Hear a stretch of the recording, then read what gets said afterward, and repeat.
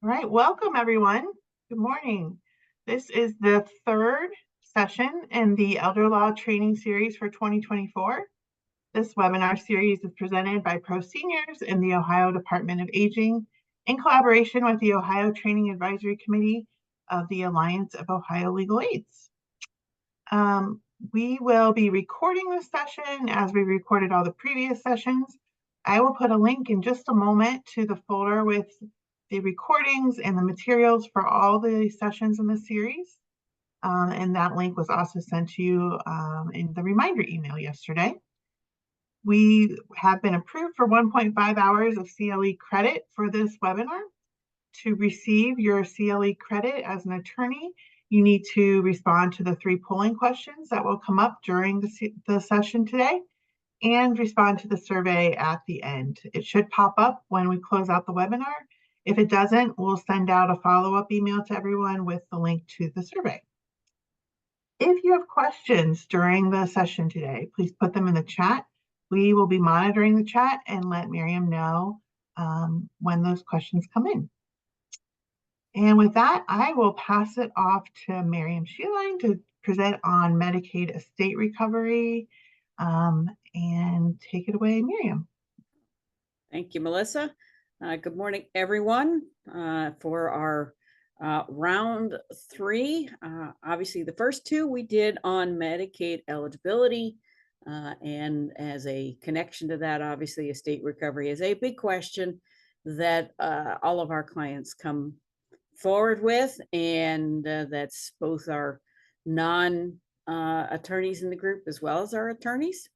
So welcome this morning. I will tell everybody we are going to get a little more into the weeds than normal because there's lots of more law and case law that we will highlight for our potential litigators out there. At the same time, we will be doing the basics, and we will do some samples as to what to tell your clients more on a basic level. So hang in with me. If your eyes cross too much as we go through, feel free to just, okay, I'm going to just absorb and wait for the basics, okay?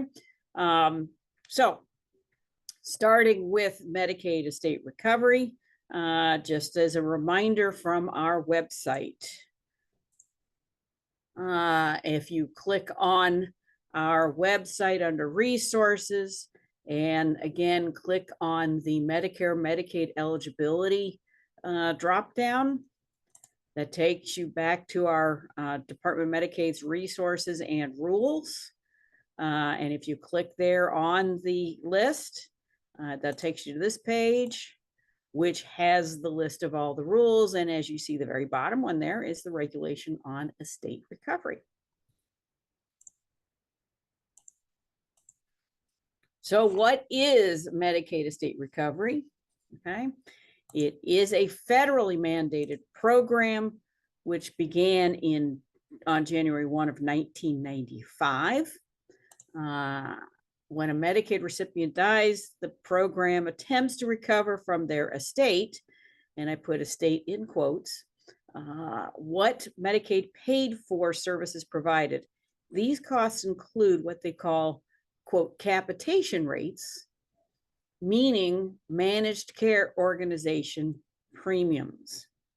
So that is the cost when you're on managed care. That is the cost per month that the state pays to your managed care organization like CareSource or Anthem or Aetna, Molina.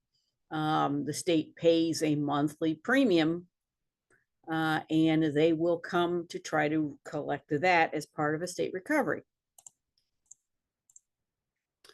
Who is subject to MER? And Medicaid Estate Recovery, we do tend to shorten to be MER. So if I fall into that, that's what I'm talking about. It is not everyone. So the majority of our able-bodied individuals on expanded Medicaid are not subject to estate recovery. You have to be expenses over age 55. And they will collect any expenses incurred after age 55. and to anyone of any age while they were permanently institutionalized.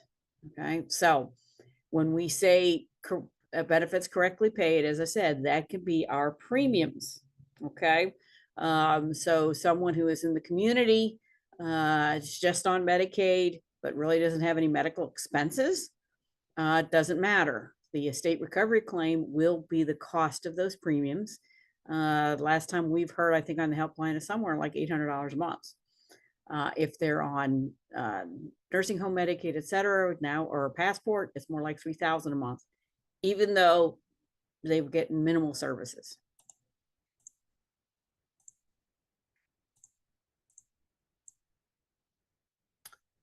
What services are recovered? Any medical assistance correctly paid. But there is one exception, and that is the costs of our Medicare premium assistance programs. These are the savings programs where, depending on your income, the Medicaid department will pay for your premiums, copays, and deductibles under the QMB program, Qualified Medicare Beneficiary Program, or just paying your Medicare premiums under the SLMB or QI1 program. That started after January 1 of 2010, and those costs are not subject to MER. So what about all those cool rules that we learned in the last 2 weeks, or probably last time, on improper transfers, the look back or the exemption rules? How do they apply to Medicaid estate recovery? And the answer is they do not. Okay. The only question is, what did the Medicaid recipient own at the time of death? The Medicaid eligibility exemptions are gone. They only apply during the lifetime of the Medicaid recipient. So instead, we have to look at the MER statute as to what is a Medicaid estate recovery estate. Estate under the statute includes under A, property basically subject to probate. Okay. So what that means is if you own property when you die and it's not covered by some other kind of contract, then that property has to go through the probate court as to how it's going to be distributed. In the probate process, then the executor or the administrator will have to send notice to the Medicaid Estate Recovery Department with the Attorney General, and they will file a claim and they will be paid in the probate estate. That is the extent for many years, I think until 2013. But in 2013, they changed it to also include any property which is not non-probate property, okay, that's covered by some other kind of contract. So what are we talking about?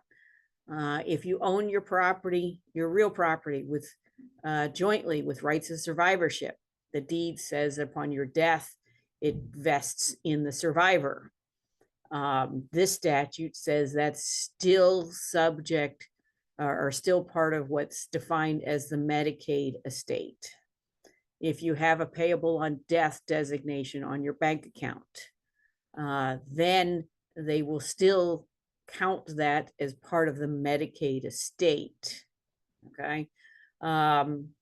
Note their life estates. Life estates terminate upon death of the resident. Under this Medicaid estate recovery statute, it said it's still included in the Medicaid estate.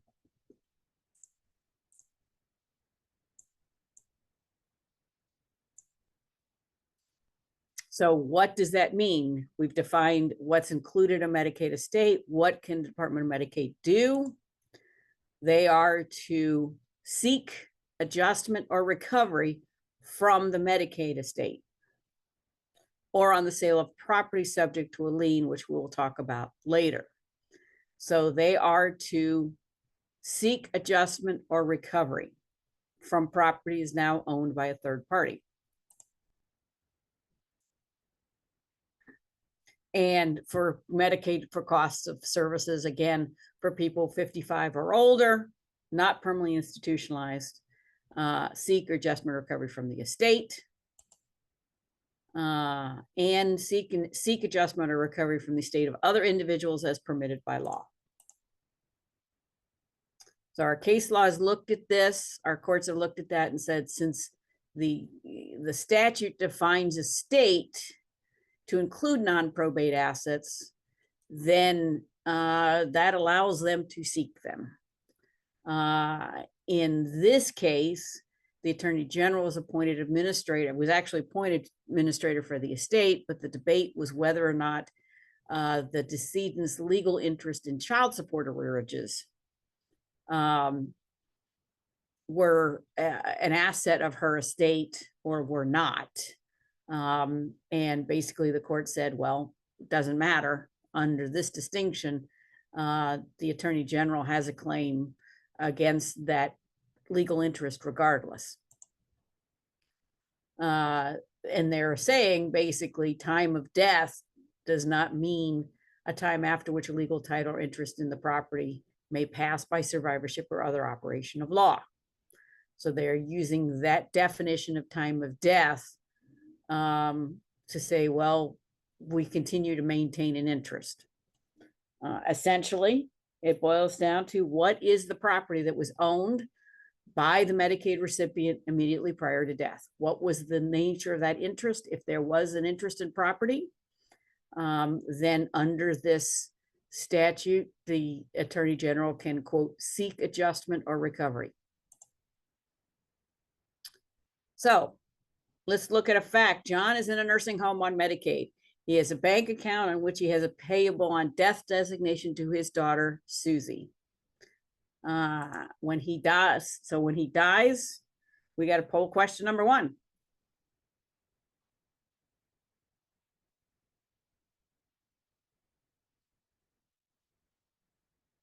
True or false? The Department of Medicaid cannot seek recovery against John's bank account after he dies because it does not go through probate. True or false?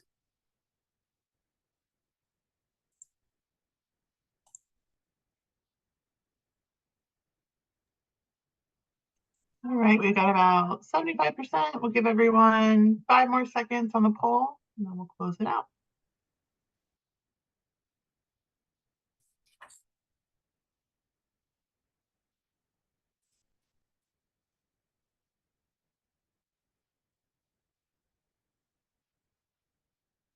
Okay. So the answer is the most of you got false. That is correct. They can seek recovery, okay, against the bank account that is now owned by his daughter because of the contract payable on death. All right. Miriam, again, yes. We also have a question if you Sure. have. Sure, go ahead. From the chat, in the instance of a homestead property exemption for an adult child caregiver, what becomes of house once it is transferred? Is it permanently untouchable? Okay, so we are going to talk about transfers in just a few minutes, so hang on to that question. And we'll get back to that one, okay? But yeah, you are correct to start with the question under estate recovery. Okay. What did the Medicaid recipient own at death? Right. If the Medicaid recipient does not own it at death, then there is no estate recovery claim. Okay. So, but we will get back to those and that analysis in just a few minutes. Thank you. All right. So how does the Department of Medicaid administer this program? They essentially certify the amounts due after the decedent's, the Medicaid recipient's death. They certify it to the Attorney General. And the Attorney General's job is then to do the legal work of seeking recovery. And how does the Attorney General do that? They contract with any person or government entity to collect the amounts due. And they can enter on a contract to basically do this on a contingent fee or payment or whatever compensation agreed to by the parties. Essentially, what this means is that the Attorney General can make a contract with private debt collection attorneys who get paid on a contingent fee, or get paid a portion plus a contingent fee. Contingent fee means that they get paid a percentage of whatever they collect. So debt collection attorneys obviously have an incentive to collect whatever they can under the estate recovery program. Now, the Attorney General contact is again Bob Byrne, and there's his information. Okay, he retired for a while. He came back. Essentially, there's like him or one other attorney in that office. The vast majority of this is done by special counsel, is what they're called, essentially private debt collection attorneys who send out their information on state of Ohio Attorney General letterhead. Okay.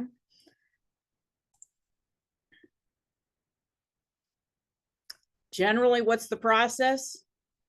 The Attorney General, upon receipt of the certified amount due, sends a letter with a questionnaire to the next of kin, as I said, on their letterhead.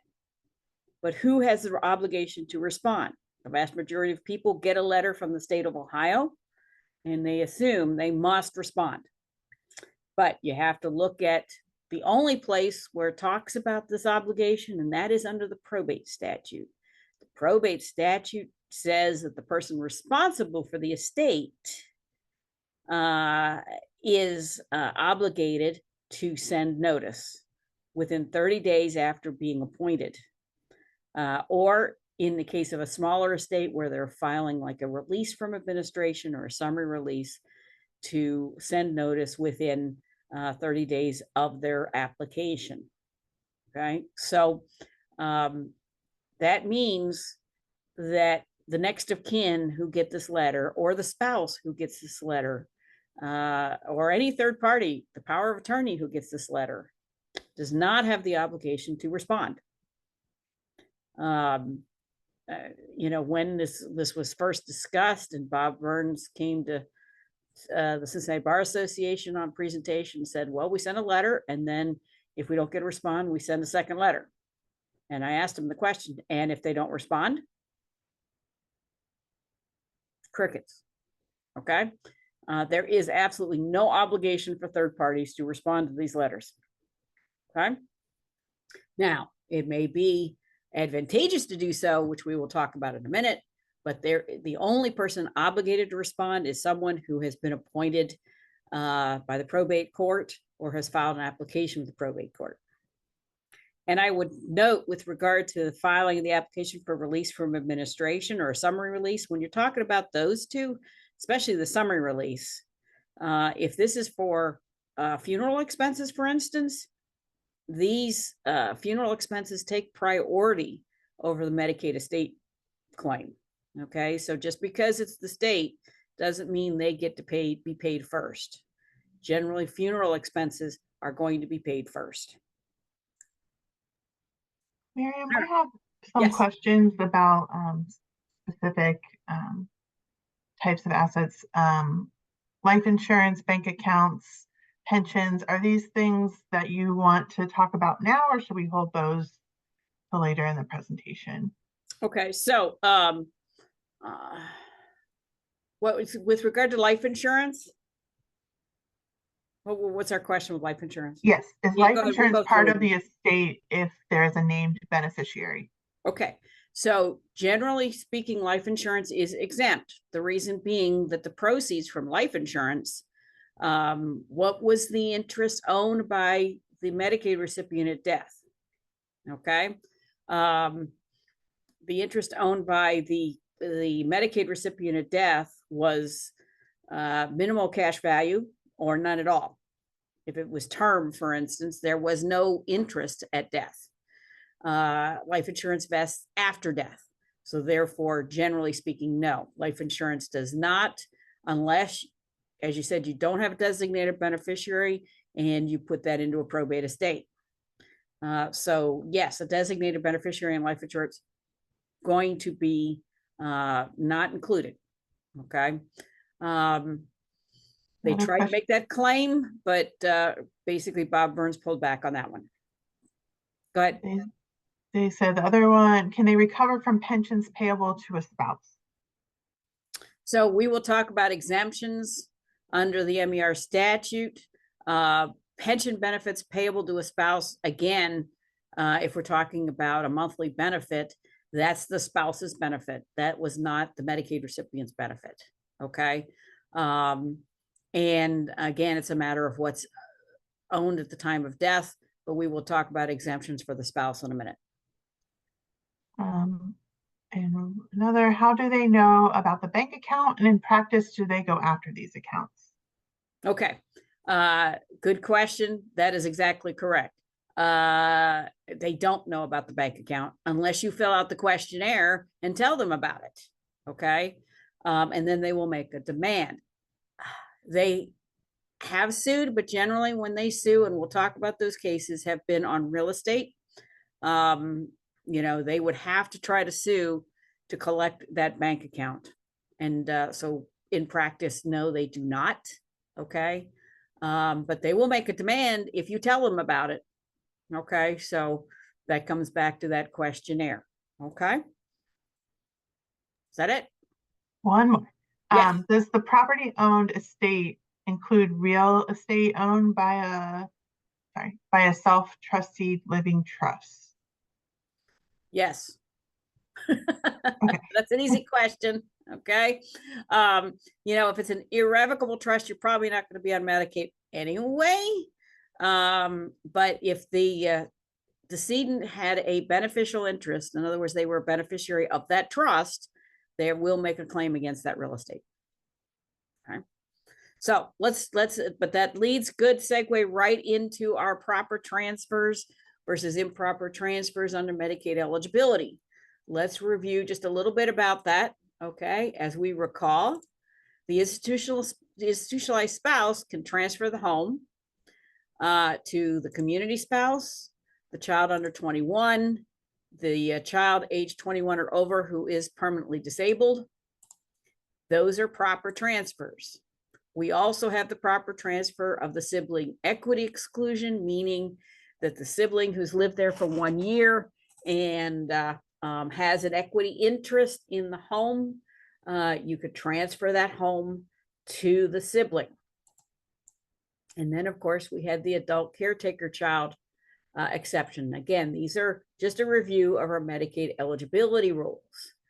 And as we discussed, the adult caretaker child had to live there for 2 years and provided care, which permitted the spouse or the institutionalized individual to reside at the home rather than on a waiver program or in the facility. But again, we will go through all those specifics about the caretaker exception. None of these authorize transfers after death.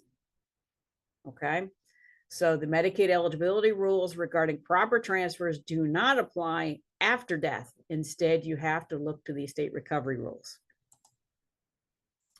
So what are the exceptions to MER?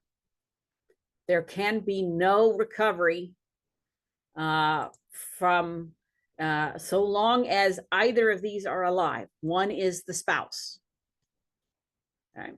So there cannot be any kind of state recovery during the lifetime of the spouse or while there is a son or daughter who is considered blind or disabled or under 21.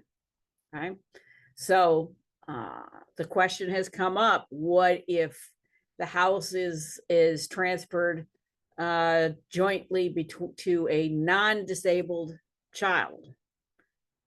Doesn't matter. This is what the statute says. You cannot make recovery during the lifetime of that disabled child.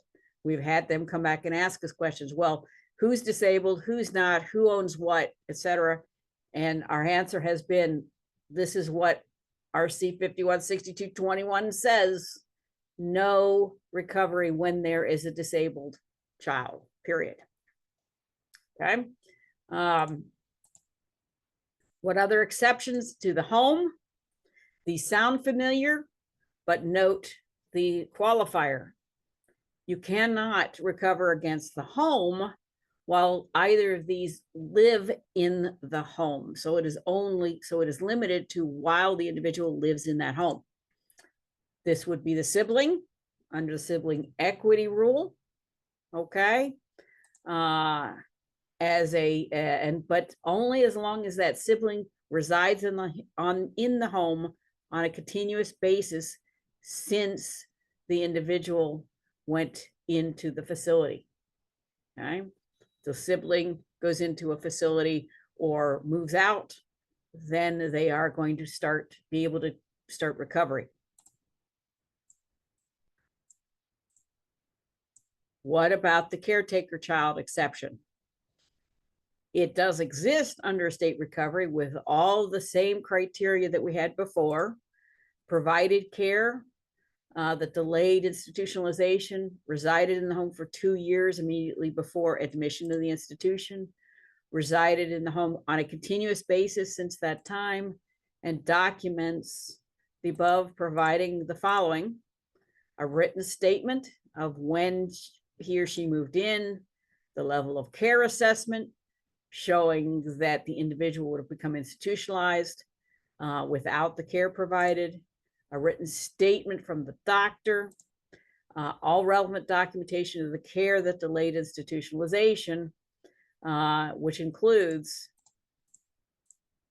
a written statement of the hours per day during which the son or daughter provided personal care, a written statement of any part-time or full-time jobs that the son or daughter had, any schools they went to, written documentation from any agency which provided care during those 2 years. And all of that documentation, all that does is prevent estate recovery from the home while the caretaker child lives there. So if you have an adult daughter who took care of mom for 2 years before mom went into the nursing home, but no transfer was used under the eligibility rules, and mom dies in the nursing home, all that they're going to be able to do is under this provision to say, don't recover against the home while I live there, even though the daughter may have been maintaining the home or paying on the mortgage or paying on the taxes, etc. The only exception is to allow her to live there without estate recovery until she moves. So, fact pattern: John Smith was in the nursing home for 3 years. He died July 1st, 2021. John and Joan owned their home joint with rights of survivorship worth $200,000. John had no other property. Joan, his wife, just received a letter from the Attorney General that she owes $300,000. What does she do? And here's our second poll question. I'm going to back this up.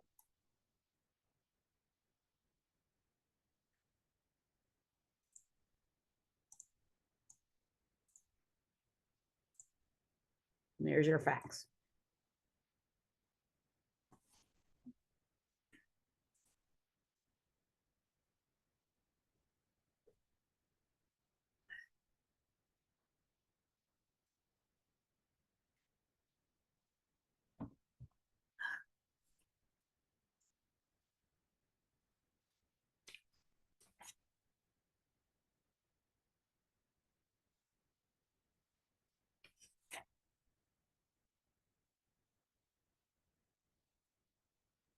All right, we have 75%. So a few more seconds to get your responses in, and then we'll close the poll.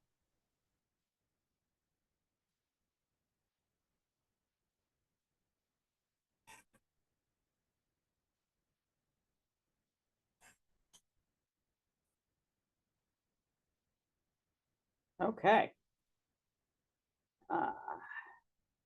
All right, excellent. Vast majority of you are saying don't do anything, and that is correct.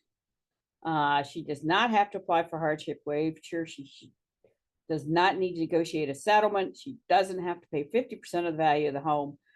she doesn't have to pay the $300,000 in order to avoid losing her home.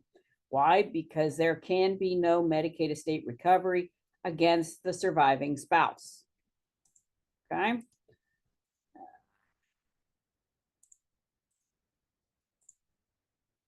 Okay.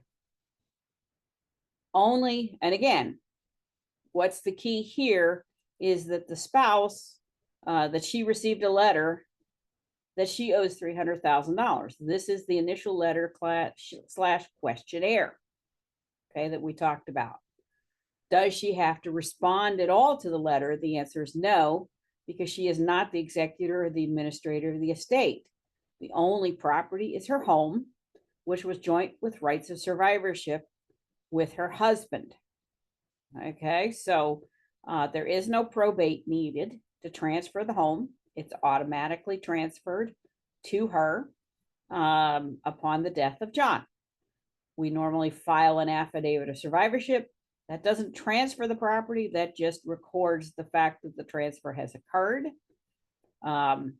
So there is no probate needed, and she is not the executor or the administrator, so she does not need to respond to this letter. But I put that in there that the letter says she owes $300,000 because that is how our clients read these. Okay. What if John did not own the home and only Joan did, but they had a joint bank account payable to Joan on his death with a balance of $2,000? Okay.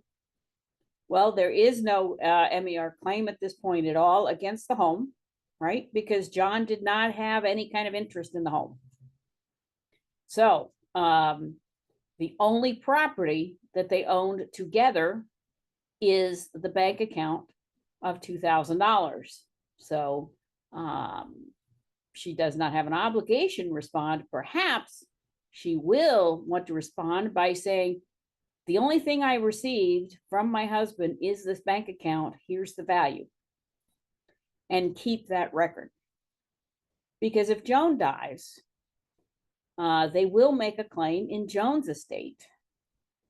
But that claim, as we said, is limited to the value of the property she inherited from John.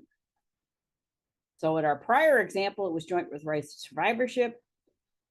They may make a claim in her estate for the value of the 50% of the value of the home that was inherited by her from John. Okay. But in this case, since John had no interest in the property, there is no MER claim in her estate for the value of that home. The only part is the $2,000.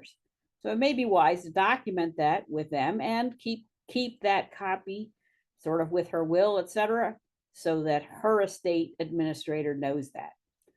Because all the MER, the Attorney General, if they are aware of it, after Joan dies, will file a claim for $300,000 in the estate.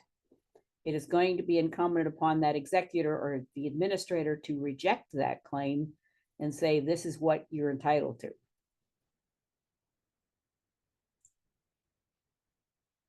All right, here's another case that came out. This was a continuing care community. Husband and wife had put in a deposit, and they were going to be entitled to a refund depending on how long they lived in that community. The wife went on Medicaid and died. Later, husband died, and his estate was entitled to the refund. And as you see under the Ohio Department of Medicaid versus French, which is a 2020 case, okay, they basically said this refund endured post-mortem, and therefore she was entitled to 1/2 of the refund. Okay, now it wasn't all of it, but the court recognized that her interest in this was not extinguished by her death, and 1/2 of that refund was inherited by him as a non-probate asset, and they're subject to recovery from his estate. All right. briefly too for our nurses, our people with the nursing homes or our ombudsman who might be on the line as well. Just a reminder, there is a provision with regard to personal needs accounts that the nursing home may hold.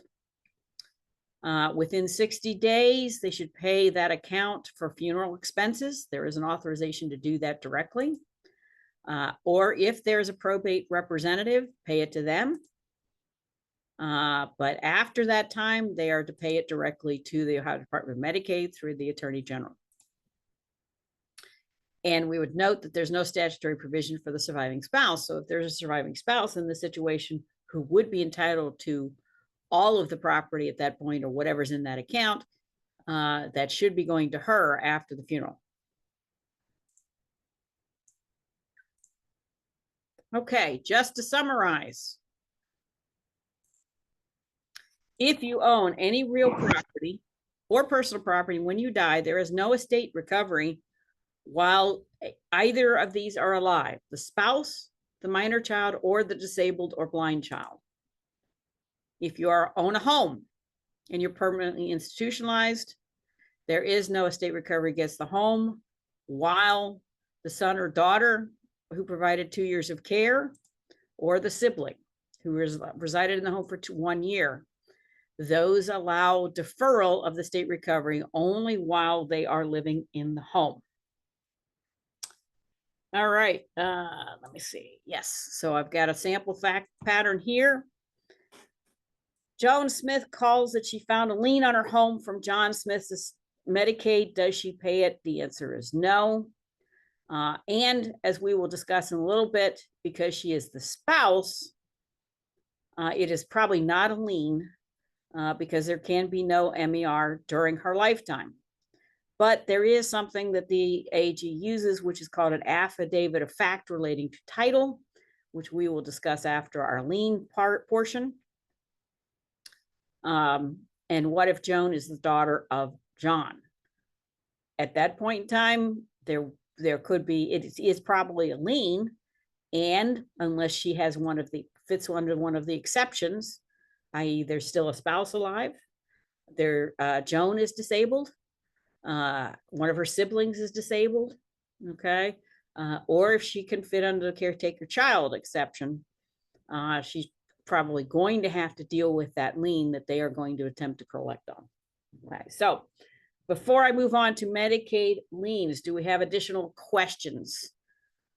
I know we talked about some of these ahead of time, so go ahead. Yep, Miriam, we have a question about what if there is a minor child age 16 when the parent dies? Does the exemption continue when that child comes of age? I would say no. And of age meaning 21. So that exemption for estate recovery is only while that child is a minor. So when the child turns 21, they are going to be able to pursue recovery at that point. So what, key takeaway is use your Medicaid eligibility transfers during the Medicaid recipient's lifetime. Okay, so you can transfer the home to the spouse. You should do so once they are approved for Medicaid. If you have a disabled child who's living in the home, do the transfer to the disabled child during the Medicaid recipient's lifetime. Okay, different problem obviously for minor children, but if you had a minor child that you transferred the home to, or maybe an 18-year-old before death, then what? The Medicaid recipient doesn't own it at death time. There is no estate recovery. Other questions? I don't see any in the chat at the moment. All right, great. So let's move on to liens. Okay. Medicaid liens is only in the 5162-211. Okay. And this is where our non-attorneys' eyes are going to start crossing, but for our attorneys, we have to look at the statute when you're talking about liens. Okay. And you can start to appreciate what we attorneys have to do because the statute is convoluted. All right. So we start with A that says except as provided in B. All right. No lien may be imposed prior to the Medicaid recipient's death. Okay. So under A, you can't do it while they're alive, except what's in B. B says, except as in C, they may impose a lien against the real property if the Medicaid recipient is permanently institutionalized. And that includes against the spouse's property, okay? When it's jointly held with the recipient and spouse, and it can be imposed based on Medicaid already paid or to be paid. However, C says you may not impose that lien if the spouse is living in the home, if there is a child under 21 or a son or daughter who is disabled or blind, or there's the sibling who lives in the home. So you can't impose the lien again during the lifetime of the permanently institutionalized spouse or institutionalized individual, okay, if any of these apply. And this is talking about what? During the lifetime of the permanently institutionalized individual. All right. How do they create it? The Medicaid director has to sign a certificate to create the lien. Okay. So they have to file that certificate for recording in every county in which the property is located. And then from the time of filing that certificate, the lien attaches. And then once it's filed, everyone is charged with notice. So they don't send copies to anyone. They just record them. What happens if the permanently institutionalized individual goes home? Then the lien has to be removed. It must dissolve in that situation. As a result, because that's something the Department of Medicaid cannot track, they don't put these on prior to death. So what language in there talks about the authority to put a lien on after death? As we just read through, there is nothing in there to authorize it after death. And the property, the lien attaches to property owned by the Medicaid recipient, which after the death, he or she does not. So we're going to go through some of that as to generally what the case law is with regard to statutory liens. This is a lien that's imposed by statute. It cannot be created by implication. It can only attach based on what's clearly created by statute, because it would not exist absent the statutory language. And again, this is case law going back from the Ohio Supreme Court in 1938. The Supreme Court has defined statutory liens as saying, what the character, operation, extent of the lien must be ascertained from the statute creating and defining it. You can't construe it. You can't extend it.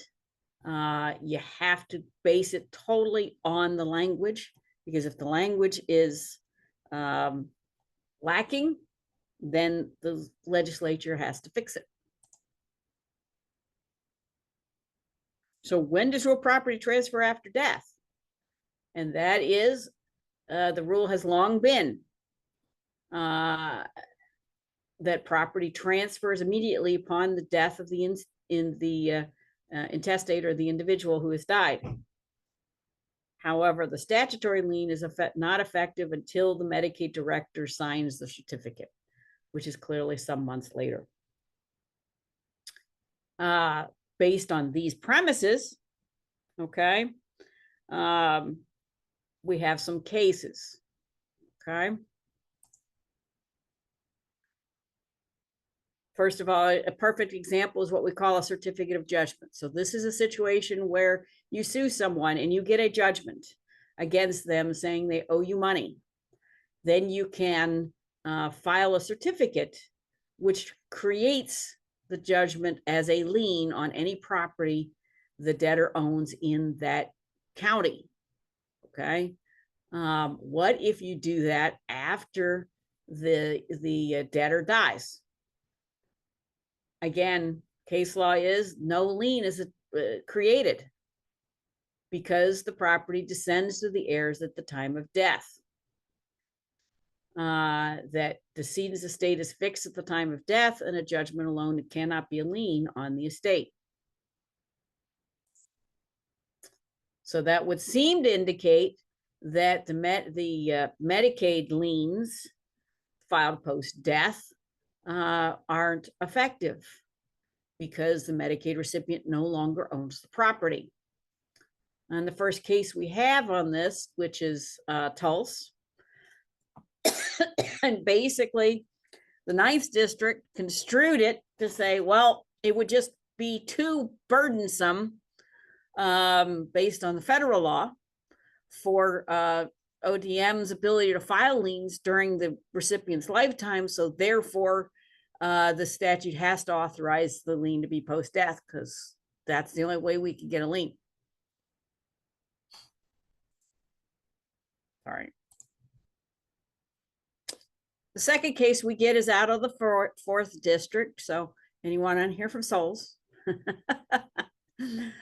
In this case, this was a life estate. And after it was a life estate in West Virginia, actually, and after the death of the Medicaid recipient, their life estate was extinguished.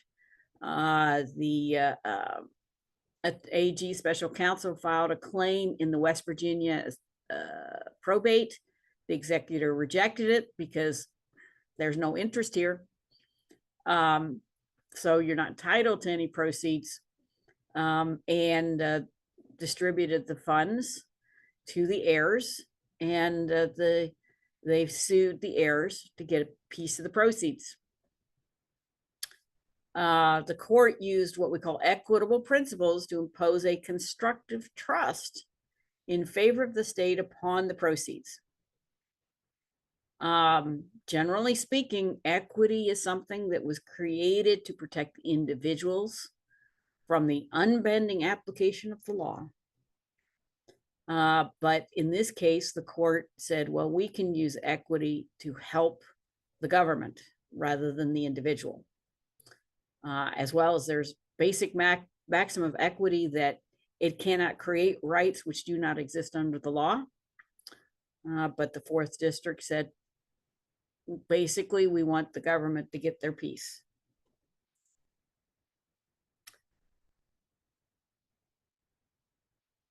Specifically, like I said, addressing this ability to impose a lien through equity, in 1833, the Ohio Supreme Court stated, liens upon land are given by statute and cannot be extended in equity. Judgment credit requires no lien in equity upon the shows as an action of his debtor until a bill is filed to charge them. But essentially, again, this has been the law from the Ohio Supreme Court for 200 years, almost 200 years. So the next case we get out of the 12th District, Phillips versus McCarthy. And in this case, the court, again, a life estate, the court recognized the state must wait until the recipient dies and rejected the constructive trust. But instead, they considered the plain language of the statutes 21 and 211 and construed the statutes to expand a life estate to exist after death so that the state could impose its lien on property now owned by a third party.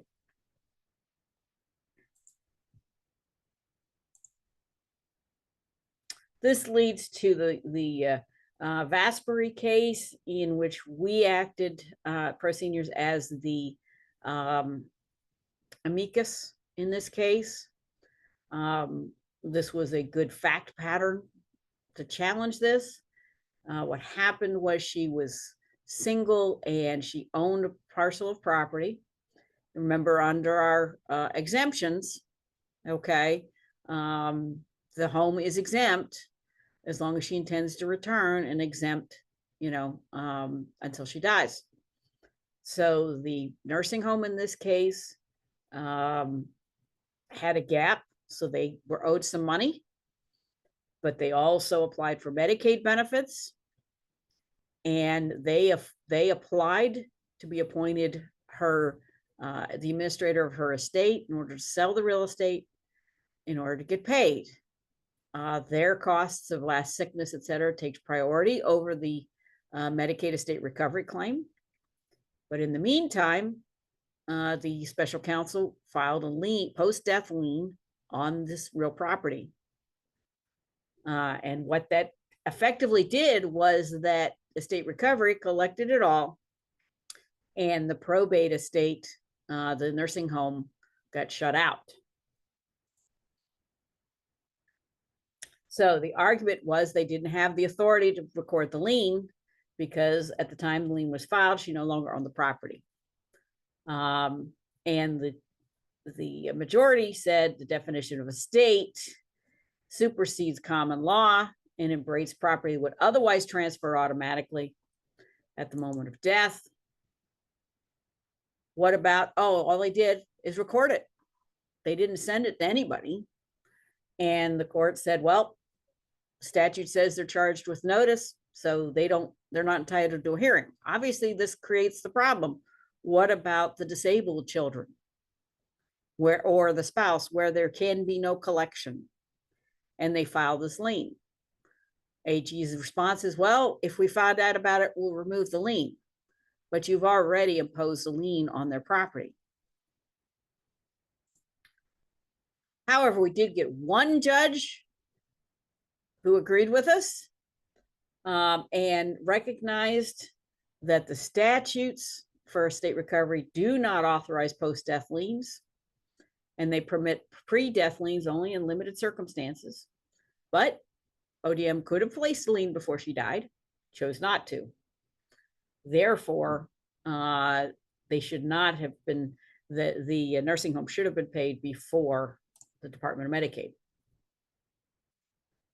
So what we just went through, the lien statute prohibits pre-death liens and has an exception. When C identifies exceptions that don't apply, but none of those have anything to do with when this Medicaid recipient died. Department of Medicaid's argument was that since A says that they're prohibited before the individual's death, this authorizes them to put a lien on after death. But that the judge said that that's not what it says, essentially. Okay.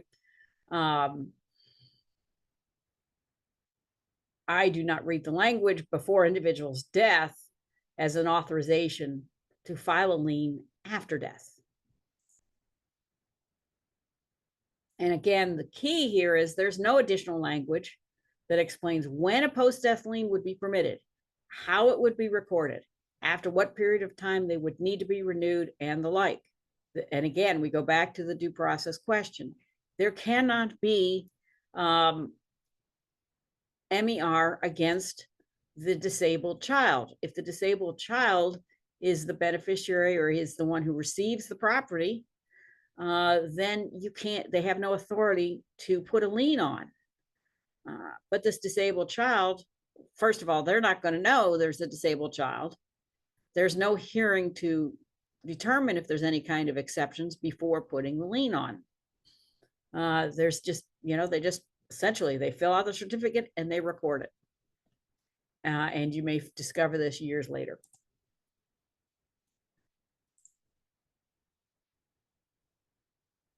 So another fact Joan Smith calls that she found a lien on her home. We had talked about this before. Does she pay it? No. Also, probably not a lien, but an affidavit of fact relating to title, which is going to move on to the next page. So before I do that, do we have any questions about Medicaid liens before we talk about the affidavits of fact? Or have all your I's crossed already? I don't see any questions at the moment. Okay, I should add before we move on from liens as well. Okay, we talked about Medicaid estate recovery in general before liens. Okay, many times the Attorney General will make this, they have a claim, okay, against property. And I think someone asked about the bank account, for instance. There is no automatic lien on property owned by the decedent. Okay, there is no authority for that. What the Attorney General is authorized to do is seek adjustment or recovery, whatever that means. Okay, but that does not mean that there's an automatic lien on the personal property or on real property. There must be a lien filed, and the question is whether that lien is valid or authorized. But generally, we see many estate attorneys, et cetera, get this, see this claim or this questionnaire and assume that there is a lien on that POD bank account that we talked about earlier. Okay, the government doesn't get an automatic lien on all non-probate property. Okay, so just be aware of that piece. Okay, what happens if for our non-attorneys, what happens if you get that call? We would say call our helpline, and our helpline attorneys can certainly advise through this. Okay, but let's move on then about an affidavit of fact relating to title.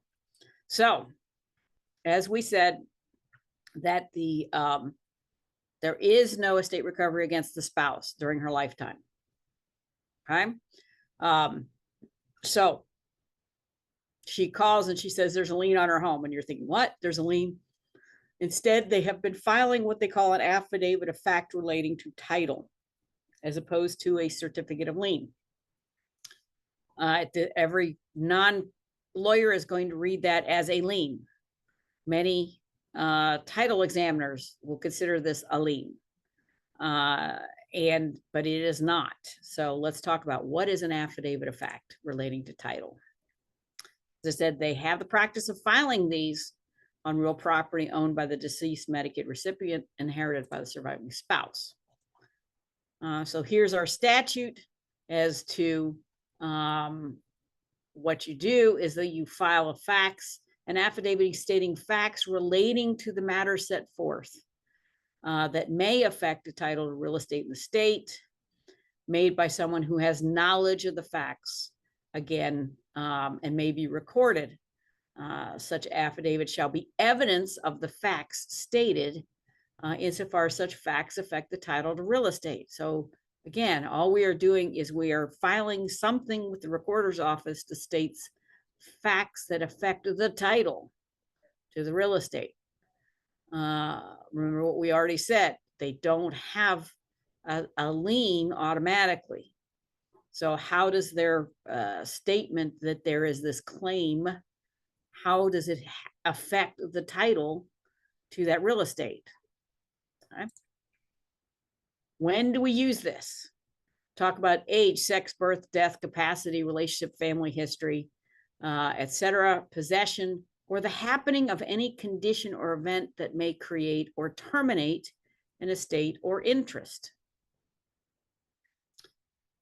So again, the fact that they may have a claim in the spouse's estate, how does that create or terminate an estate or interest in the property? Generally, these are used for things like the deed didn't say you were single or married, so is there a dower interest out there? So you're filing an affidavit saying that they were single. Things like that. That tends to be, or our AKA affidavits that the deed, one deed put the name as John Q. Smith, and when John transferred it to Joan, he put down John Smith. So you do an affidavit saying John Smith and John Q. Smith are the same. Okay, that's generally what affidavits of fact relating to title have been used for. The Attorney General is now using this to state that they have an estate recovery claim. So what's the legal effect? It is not an instrument which casts doubt on the record owner's title. So it is not a lien, and it creates no interest in the real property. Does not create encumbrance, doesn't create a cloud on the title. So therefore, we're sort of in a problem. We can't quiet title or remove a cloud on the title. However, there is an exception. When the affidavit creates a potential cloud, an action for slander may be brought. Okay, so let's look at a sample language which we have seen on our affidavits of fact. By virtue of the real estate described in paragraph 3 being transferred to a surviving spouse, the state of Ohio maintains a 1/2 interest in said real estate. Clearly, that is false. Right? They do not have an interest in the real estate. They have a claim against the surviving spouse's estate for what she may have inherited from her husband. They do not have 1/2 interest in the real estate. What does RC 516221B authorize them to do? Seek or adjustment or recovery from the estate or on the sale of property of the individual or spouse that is subject to a lien. This is cannot lien. There is a lien. There is no lien, right? Because the surviving spouse is alive. Oops.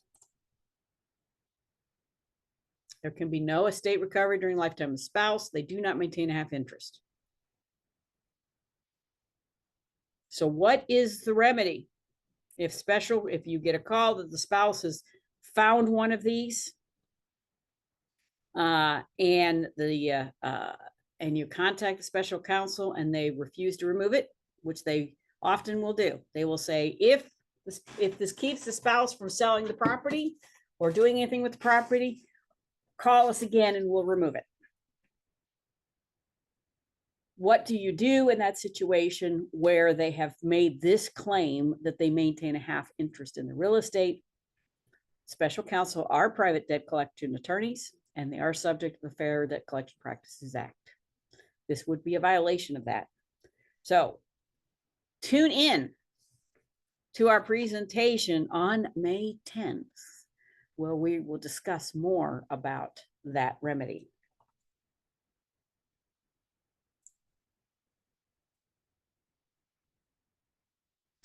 So our fact pattern, John Jones is on Medicaid. He receives a notice that they are putting a lien on his house. He is single and never been married. What do you tell them? First of all, look at the actual notice. What he probably received was a notice about Medicaid Estate Recovery, that after he dies, his estate is subject to MER. And if he owns real property, it may be subject to a lien. So the question to ask, who is the notice from? If it's from the Department of Medicaid, it's a notice about MER. Collection or liens come from the Attorney General. Joan called worried about losing her home if John goes on Medicaid. She's seen this notice and she's afraid that they're going to be able to take her home. What should you tell her? First, there's no estate recovery during her lifetime. Second, it is limited to the value of the property she inherits from John after he dies. If John is on Medicaid, the planning piece is transfer property to Joan during his lifetime. Designate beneficiaries on her property so there is no probate estate, but certainly after she dies, there is no guarantee. They will take the position if they know about it. that is MER attaches, which is again what we've laid out as issues of litigation. But initially, if Joan is the spouse, they can transfer property to Joan. That should be done. If John doesn't own it when he dies, there is no estate recovery against Joan at all. Okay? These are basic things to ask. And then, yes, for our non-attorneys, advise them to call our helpline. Any questions on estate recovery before I move on to undue hardship?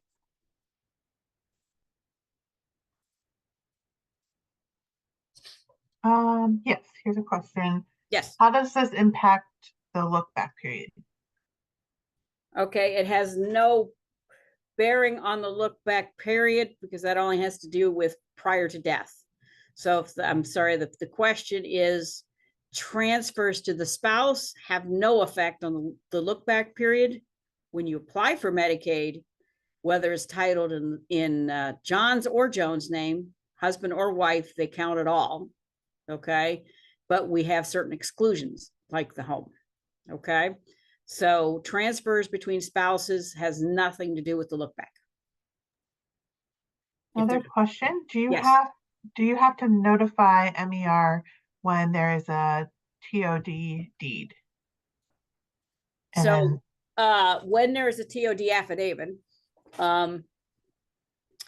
when you file your affidavit of death, I believe you do have to, there's supposed to be a form that the recorder's office will send to the estate recovery. Also, special counsel will check titles. Okay. So when it comes to a TOD affidavit, yes, we still recommend you do it. But then it's still up to the Attorney General to try to collect against it. So then you do it and you wait and see if they actually contact you. I think this was along the same lines, follow up when the beneficiary files to take title.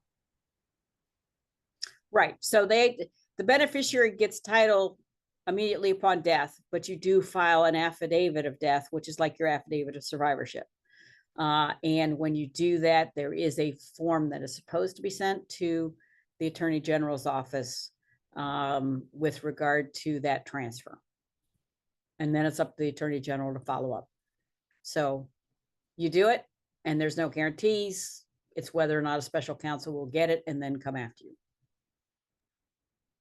Okay, that looks like it for now. Okay, great. So let's look at undue hardship. This tends to be the first go-to. Oh, let's try undue hardship. Well, as we see through this estate recovery undue hardship, it's pretty limited. And so we're looking for all ways to avoid this if possible before we try an undue hardship.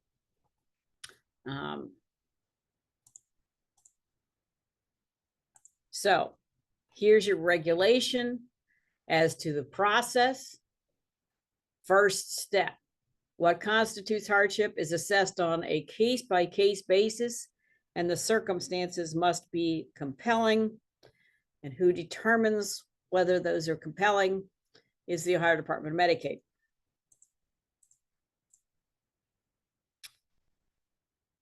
They can grant a waiver, but they could say, oh, it's going to be a permanent waiver, or they could say temporary deferral or postponement while the hardship exists, including negotiation of a modified adjust recovery agreement or the imposition of a lien. So in other words, they could put their certificate of lien on and say, well, we're just not going to collect on it until you try to sell the property or you, the owner of the child, whatever dies, that kind of thing. They couldn't, basically it's, you know, let's make a deal and you don't have too many cards to play with. It can be requested by an heir or an individual with an interest in the property who's going to suffer the hardship, if not granted. But who decides that? Department of Medicaid at their sole discretion. may waive estate when the recovery would work an undue hardship on the survivor. Factors they'll look at is the survivor at 65 or older and financially dependent upon the estate proceeds. The estate proceeds are preserved for the benefit of survivor who is disabled and dependent upon the proceeds. It's subject to recovery is the sole income producing asset of the survivor, which produces a limited amount of income, or is the sole asset of the survivor. Or without receipt of the proceeds, the survivor would become eligible for public assistance.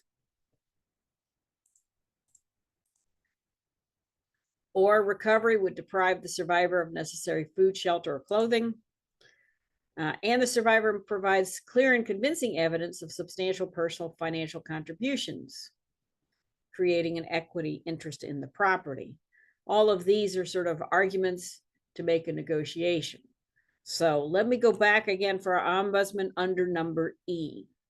There used to be in this rule a process about what if they're in a nursing home and they're threatened with discharge, which of course would be depriving them of necessary food, shelter, clothing. That is gone. Okay. And obviously, at this point in time, if they're in the nursing home or whatever, trying to do an improper improper discharge is defensible, right? The nursing home must do proper discharge planning. So effectively, an individual in a nursing home cannot be deprived of food, shelter, or clothing because the facility should not be able to discharge them. But essentially, what you can do is you make an application and you try to make a deal, and the best deal you can. All right. So let's look at a fact pattern before our poll question number 3. John Jones was in a nursing home on Medicaid before he died. He owned his home joint with rights to survivorship with his granddaughter, Julie, who was disabled and receiving SSI. John died. Julie discovered that there was a lien recorded against the home. So here's our poll question number 3. Julie is entitled to have the MER claim waived because it will cause her an undue hardship. True or false?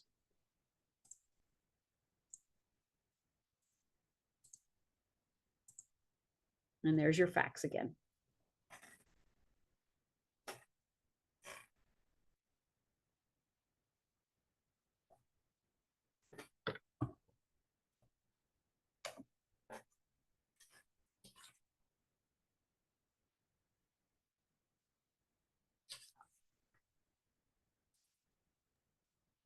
All right, last call on the poll. We'll close it out in just a second.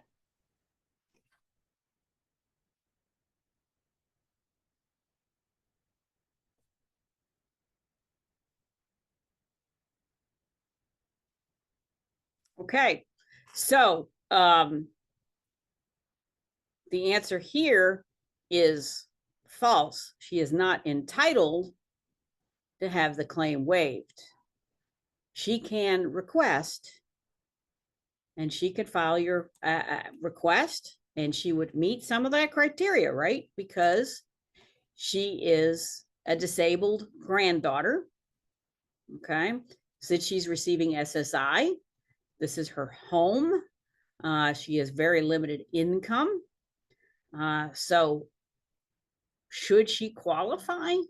Does she meet the criteria? The answer is yes. However, the standards for undue hardship are totally in the discretion of the Ohio Department of Medicaid. So she can request it, say, I meet this criteria, but is she entitled to have it waived? Probably not. It's in their sole discretion.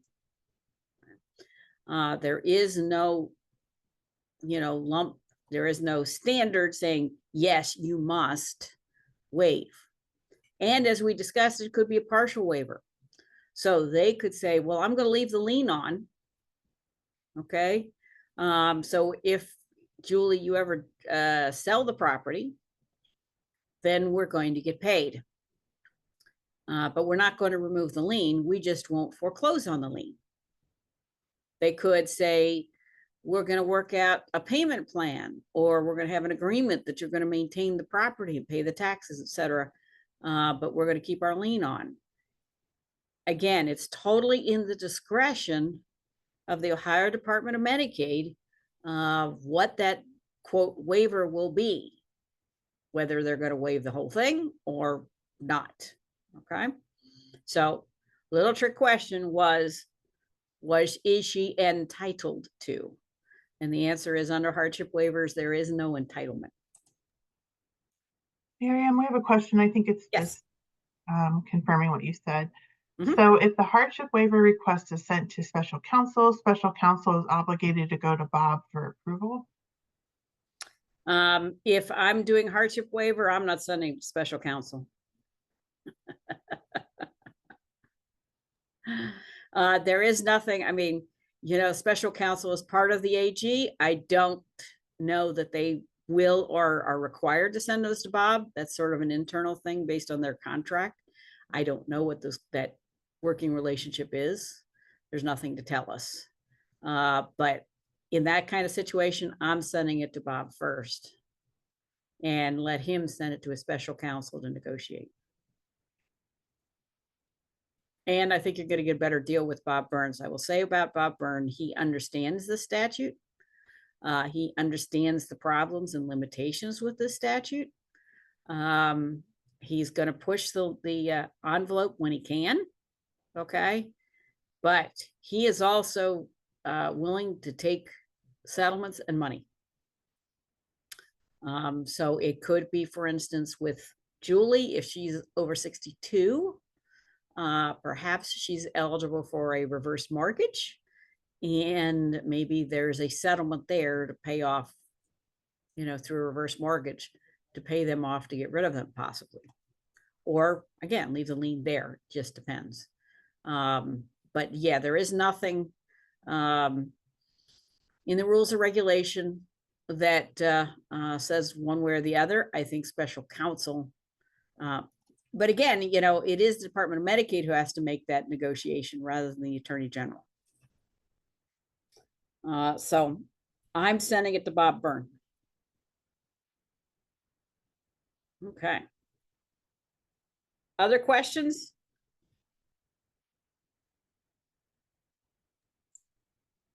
Nope. All right.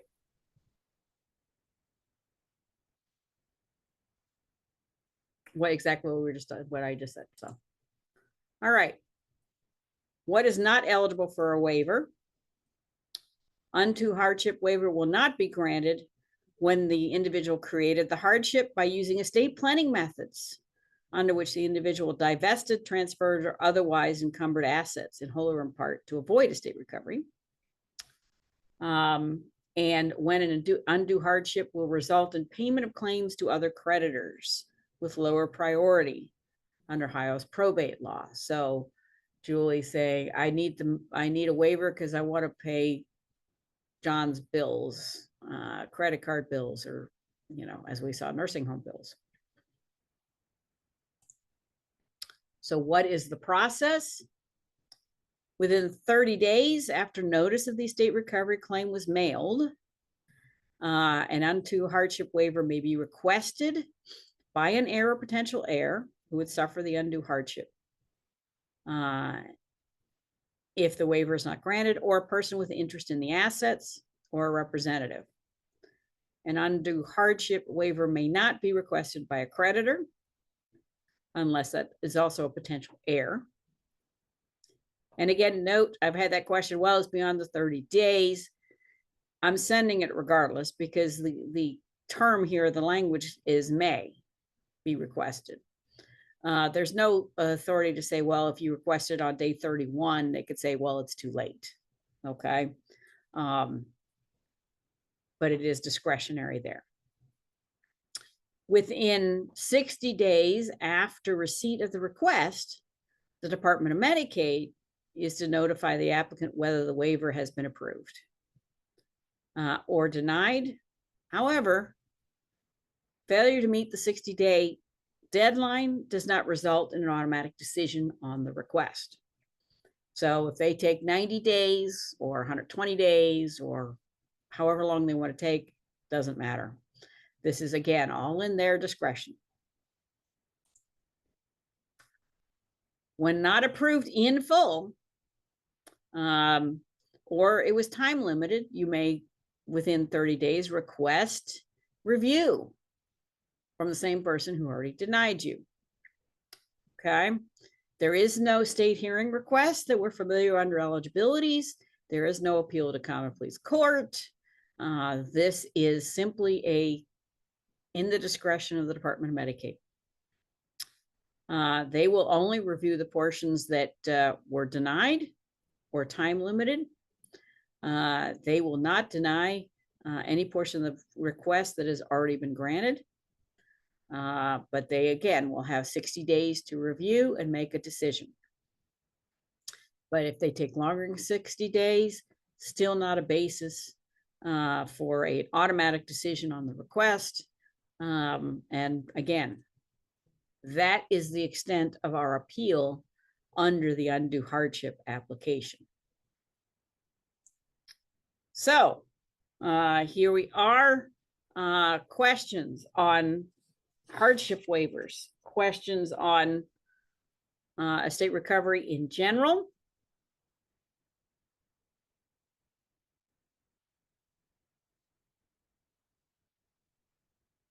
Wow.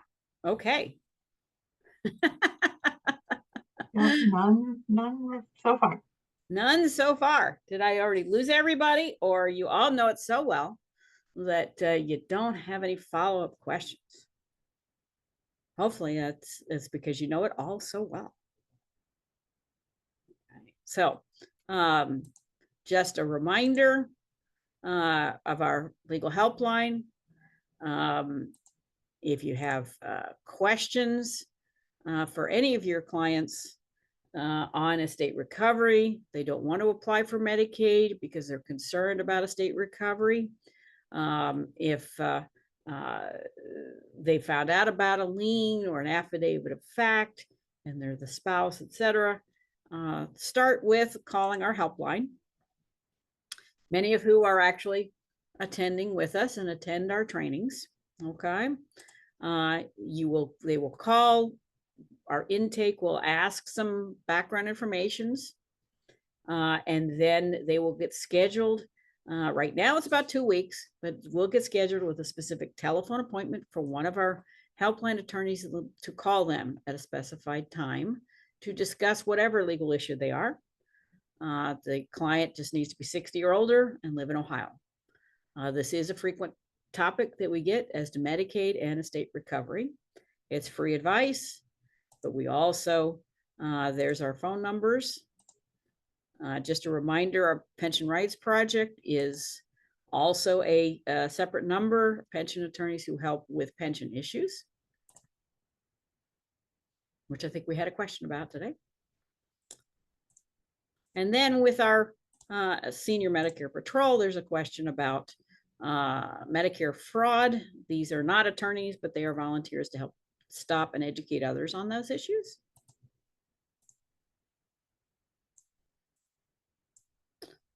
But then also, when we were talking about our Medicaid transfers, okay? So we have someone who is on Medicaid and the home is exempt, right, under our eligibility rules because the spouse is living there, or there's any other property that is part of the spouse's community spouse resource allowance that we talked about last time.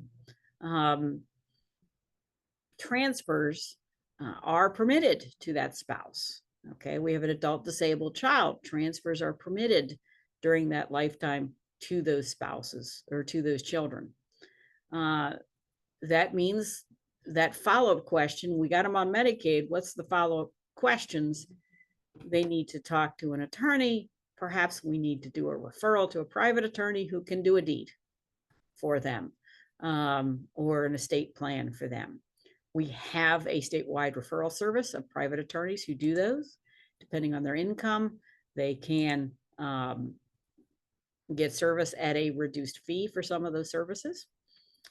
So keep that in mind as well. That's part of our helpline. Obviously, through what we're doing here, we're coordinating with other legal aids as well. Our helpline connects and tries to connect with our legal aids as well for some of this follow-up. Thank you again, everybody, about attending our presentations. Okay, hopefully these have become helpful, and tune in. Let's see, in 2 weeks, we are going to talk about resident rights with our nursing home residents, and cover a lot of that issue. And 2 weeks after that, we will talk about litigation against nursing homes. So any other follow-up questions we got, Melissa? Go ahead. Yep. No follow-up questions, just a lot of thank yous, Miriam. All Good right. information. Karen says she refers people to the helpline all the time. It's a great resource. Robert said, presentation was very clear, even regarding the ambiguously written statute. So thank you. Welcome to our world. Yes, exactly. Well, thank you again, and hope to see you all in 2 weeks. All right. Thanks, have a great weekend and the rest of your Good Friday. All right. Enjoy the eclipse on Monday. Bye. Thanks, everyone. All right. The ray will pop up in a moment. No problem.